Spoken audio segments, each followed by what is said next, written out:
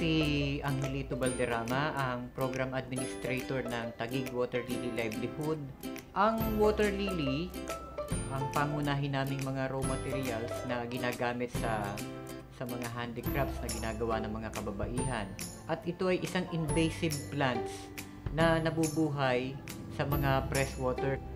Ang aming programa, ang Taguig Water Lily Livelihood, ay itinayo para matanggal yung mga problema na water lily sa aming mga ilog. Sinimulan ito ni Councilor Gigi Valenzuela de Mesa. That time, siya ang chairman ng Committee on Agriculture and Fisheries. Ang goal lang niya, noong 2008, linisin yung mga ilog saka yung lawa ng Laguna. Pero kahit anong gawin namin, ni Konsehala Gigi, balik at balik yung water lily sa ilog. Kaya ang mga mangingisda talaga ang bigat ng problema. Pag puno kasi ng water lily yung ilog, hindi sila makakadaan papunta sa lawa para mangisda. At ang masakit dito, kapag panahon ng tag-ulan, ang agos ng tubig, kapag may water lily, nagsisilbi siyang bara. Sa 8 taon na ginawa ng programa ni Konsehala Gigi, masasabi namin, maipagmamalaki namin na naibsan na yung problema ng water lily dito sa amin, dito sa Taguig.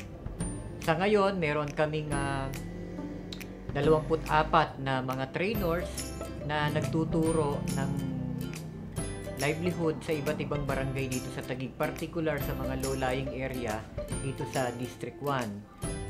Ang una lang paraan para sa proseso ng paggawa ng mga water lily product, una, syempre, kukuha tayo ng mga water lily, mag-harvest tayo sa ilog. Ang pipiliin natin, at least yung mga 3 feet pataas, pagka kuha natin doon, ibibilad naman natin ito sa araw. Mas maganda kung direct sunlight, ng 3 araw hanggang 5. Pagka ito ay tuyo na, pwede itong kulayan. Pwedeng lagyan ng kulay kung ano ang nais mo. Kapag tuyo na to, pwede mong i-open stock, Tatanggalin mo yung mga fiber, kikinisin mo yung pinakabalat niya, at yun ang gagamitin mo para i-laminate. Like for example, sa mga envelope. Pero kung ito naman gagawin mo sa bayong o kaya sa basket, no need to open the stock, mo lang, i-weave mo lang yung mga water lily para ka nagtitirintas ng buhok.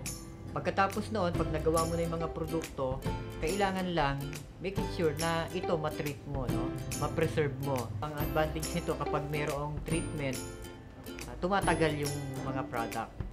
At isa pa, para mas maganda naman ang mga panghuli, nilalagyan namin ito ng varnish, na top coat, para meron namang kintab, merong gloss yung mga product.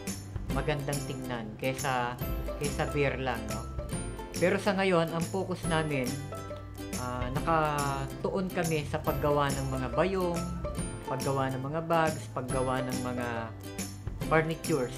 Kasi ito yung nakita namin na mga viable products na pwede talagang pagkakitaan ng mga beneficiaries ng water lily livelihood.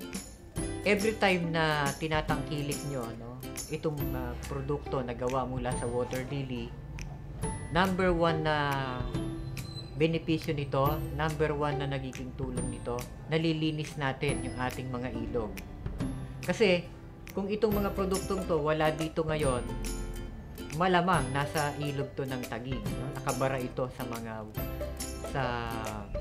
ating mga ilog, Pangalawa, kapag tinatangkilik nyo yung produktong gawa sa water lily, ang napakagandang benepisyo nito, nabibigyan nyo ng pagbabago, ng malaking pagbabago ang buhay ng mga kababaihan, lalo na yung walang hanap buhay.